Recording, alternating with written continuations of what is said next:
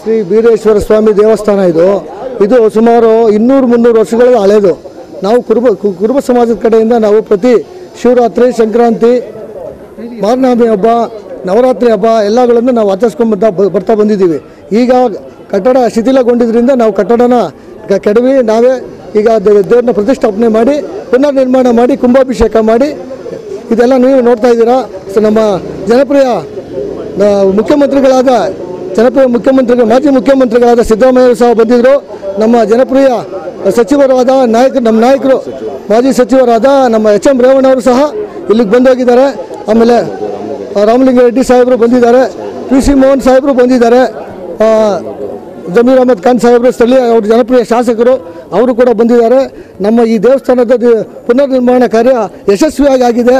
ತಾವು ಈ ವಾಹಿನಿ ಮುಖಾಂತರ ಎಲ್ಲ ನಮ್ಮ ಕುರುಬ ಸಮಾಜದ ಬಂಧುಗಳಿಗೆ ನೀವು ಈ ಪ್ರಿಂಟ್ ಮೀಡಿಯಾ ಮತ್ತು ಪೇಪರ್ ಮೀಡಿಯಾದಲ್ಲಿ ತಿಳಿಸಬೇಕಾಗಿ ತಮ್ಮಲ್ಲಿ ಕೋರ್ಕೊಳ್ತಾ ಇದ್ದೀವಿ ಸರ್. 2013ರಲ್ಲಿ ಬೀರೇಶ್ವರ ದೇವಸ್ಥಾನದಲ್ಲಿದ್ದಂಥ ಮೂಲ ವಿಗ್ರಹವನ್ನು ಏನದು ಮತ್ತೆ ಮರುಪ್ರತಿಷ್ಠಾಪನೆ ಮಾಡಬೇಕು, ದೇವಸ್ಥಾನವನ್ನು ಮತ್ತೆ ಕಟ್ಟಬೇಕು ಅನ್ನೋ ದೃಷ್ಟಿಯಿಂದ ಅದನ್ನು 2013ರಲ್ಲಿ ವಿಗ್ರಹವನ್ನು ತೆಗೆದಿಟ್ಟು ಪೂಜೆ ಮಾಡ್ತಿದ್ರು.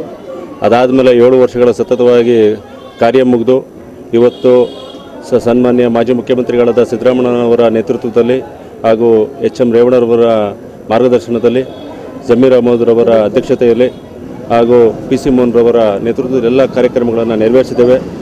ಕೆಲವೊಂದು ಕಾನೂನು ಹೋರಾಟಗಳು ನಡೀತಾ ಇದೆ. ಆ ಹೋರಾಟಗಳು ಮುಂದಿನ ದಿನಗಳಲ್ಲಿ ನಮ್ಮ ಪರ ಆಗುತ್ತೆ ಅನ್ನೋ ವಿಶ್ವಾಸ ನನಗಿದೆ. ಇದು ನಮ್ಮ ಮನೆ ದೇವರಾದ್ರಿಂದ ನಾವೆಲ್ಲ ನಿಲ್ಲಬೇಕಾಗತ್ತೆ. ಕುರುಬ ಸಮಾಜದ ದೇವರಿದು. ಅದರಿಂದ ನಾವೆಲ್ಲ ಒಗ್ಗಟ್ಟಾಗಿ ನಿಂತು ನಮ್ಮ ಮನೆತನದ ದೇವರನ್ನು ಉಳಿಸ್ಕೊಳ್ಳೋದಕ್ಕೆ ಏನು ಪ್ರಾಮಾಣಿಕ ಪ್ರಯತ್ನ ಮಾಡಬೇಕು ನಾವೆಲ್ಲ ಸೇರಿ ಮಾಡ್ತಾಯಿದ್ದೀವಿ ಸರ್.